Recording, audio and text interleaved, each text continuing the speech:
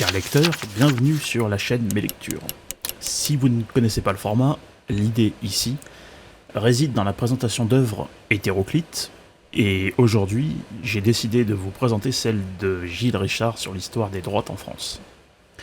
Vous avez le choix entre une longue ou une courte présentation, et l'idée étant de vous laisser un maximum de temps dans votre journée, mais quand même de vous apporter du savoir et de la connaissance. De plus, je vous laisserai consulter le chapitrage de la vidéo pour choisir le passage qui vous convient le plus. Vous êtes bien sur le format une vidéo par jour pendant une semaine, mais cette présentation cette fois-ci en durera 3. Oui, c'est le petit nom que je lui ai donné, une vidéo par jour pendant une semaine. Sachez aussi que j'ai créé un blog avec des résumés synthèses qui sont à votre disposition en lien dans la description de la vidéo, permettant de ne pas avoir besoin d'alimenter YouTube. Voilà. Donc vous n'avez pas besoin de revenir sur YouTube à chaque fois. Peu importe l'heure à laquelle vous m'écouterez, j'espère que mes lectures vous pousseront à lire et à consommer des œuvres pour qu'à votre tour vous puissiez avoir de réels arguments dans vos conversations de tous les jours.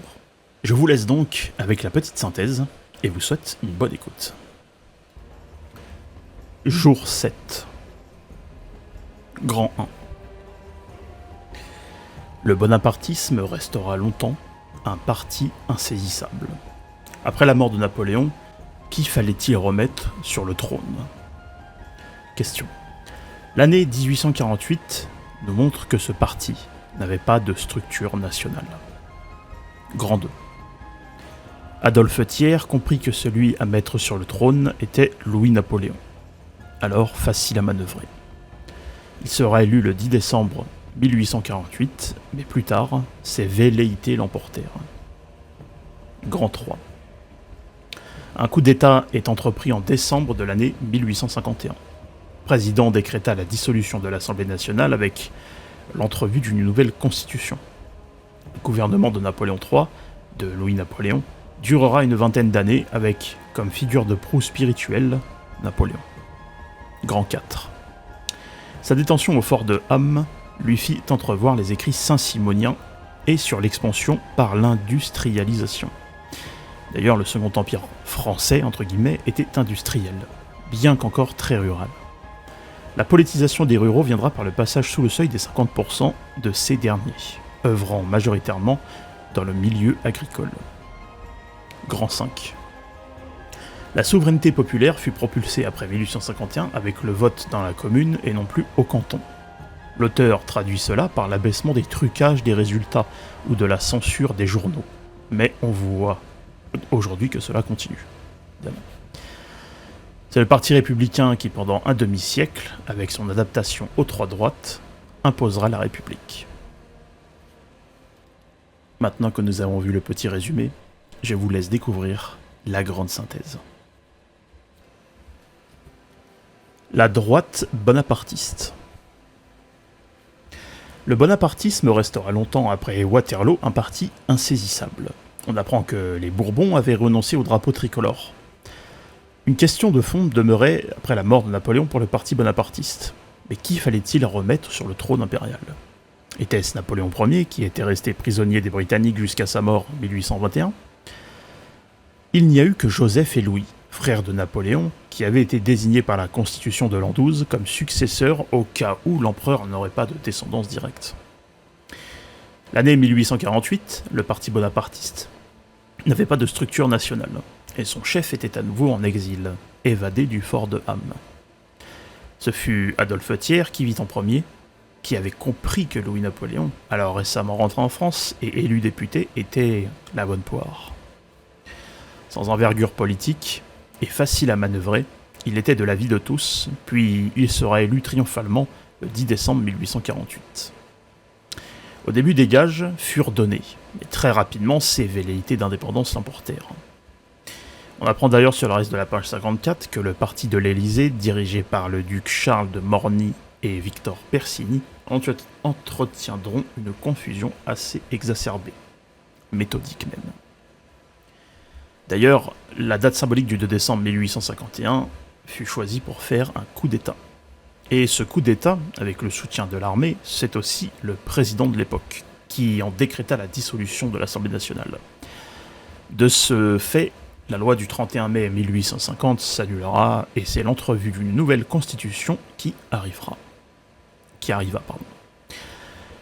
Le bonapartisme, le 14 janvier 1852, par l'entremise de Louis-Napoléon Bonaparte, sera pour ce dernier une aubaine, car il deviendra prince-président. Mais le 2 décembre 1852, l'empire héréditaire fut officiellement rétabli et le chef de l'État prit le titre de Napoléon III. Pendant près de 19 années, le bonapartisme impose donc sa marque au pays. La marque extérieure de ce parti, qui était plus ou moins sa principale force, fut la référence à Napoléon Bonaparte, répétée tout du long pendant ces 20 longues années. L'idée, avec la nouvelle constitution bonapartiste, était de revenir à l'adoption des institutions politiques de l'époque de l'Empire napoléonien. Pour eux, la société de l'époque n'était pas autre chose que la France régénérée par la Révolution de 1789, en ajoutant qu'elle n'avait rien fondé de définitif. L'autre idée était aussi, comme avec les légitimistes et les orléanistes, d'arrêter le processus révolutionnaire enclenché en 1789. Mais il est quand même intéressant de noter que les premiers, c'est-à-dire les légitimistes, voulaient le retour à l'ancien régime, et les suivants, c'est-à-dire les orléanistes, le retour à 1791. Enfin, 1791, pardon. Et enfin les derniers, les bonapartistes, le retour à 1799. Avec de la probabilité dans les mots qui s'offrent à moi, le bonapartisme des années 1850 était bien plus un projet novateur que celui des années 1800, car plus ou moins adapté aux réalités sociales et politiques de son temps. D'ailleurs, Napoléon III n'était pas un culte. Pas un culte au sens bête, mais un culte au sens cultuel. Pendant sa détention au fort de Ham, il étudiait les écrits saint-simoniens pour qui l'expansion industrielle et l'esprit d'entreprise étaient les sources d'un progrès des richesses par lequel on éradiquait la misère millénaire. Bon, il pourrait être quand même intéressant de chercher dans le livre que j'avais déjà entrevu de présenter sur la chaîne, qui s'appelle La religion industrielle de Pierre Musso, pour savoir, pour connaître les liens entre les saint-simoniens et les fameuses révolutions industrielles, puisque c'est quand même assez lié, le monisme, etc., la manufacture et tout ce qui suit. Bref, revenons au livre. De cet enfermement monastique, vous voyez, même l'auteur le dit, lui vint l'envie d'ouvrir des routes, des ports ou des rivières à rendre navigables si l'Empire se rétablit. L'idée la plus naturelle étant par la suite, car pour cela, il faut une prospérité économique, des États coopérant avec les grands milieux d'affaires. Et là, il pourrait être intéressant d'étudier les grands milieux d'affaires de cette époque. Peut-être les deux livres que j'ai achetés sur la bourgeoisie, je crois entre le 14e, 13e et le 19e siècle. Le reste du paragraphe que je parcours à la page 57 parle de grands actes pris par Napoléon III, notamment liés au plébiscite que je vous laisserai découvrir. Le Second Empire fut un temps d'industrialisation soutenue par la France, quand bien même le pays restait majoritairement rural. Au recensement de 1866, pour la première fois dans l'histoire du pays, la population employée dans l'agriculture passa en dessous du seuil des 50%. De ce fait, la politisation des Français à la ville, comme à la campagne, avait aussi progressé. Et le suffrage universel masculin était quelque chose de demandé par le peuple. Le bonapartisme, dit l'auteur, fut une adaptation du despotisme éclairé au développement du monde industriel et au droit de vote. Fait intéressant pour le peuple de l'époque, notamment pour la manipulation du droit de suffrage de 1852 à 1870, les affiches blanches pour les candidats du régime de la propagande qui s'ensuivit étaient prises en charge par l'administration, et y compris le clergé jusqu'à l'emprisonnement pour ses adversaires. Le reste du paragraphe à la page 58 mentionne les mécanismes d'encadrement de la souveraineté populaire inventés après 1851 avec le vote dans la commune et non plus au canton pour éviter les cortèges d'électeurs qui collectivisaient trop l'élection. Pour faire court, on parle de trucage des résultats ou encore de la censure des journaux. La loi du 9 juin 1853 introduit une caisse de retraite pour toute la fonction publique, mais cette décision n'était pas entièrement bonapartiste, car les ministres qui succédèrent à Napoléon II n'étaient qu'une minorité à être convaincus. La majorité venait des orléanistes, et même s'ils servaient fidèlement l'empereur, presque tous se conservant leur opinion et leurs idéaux.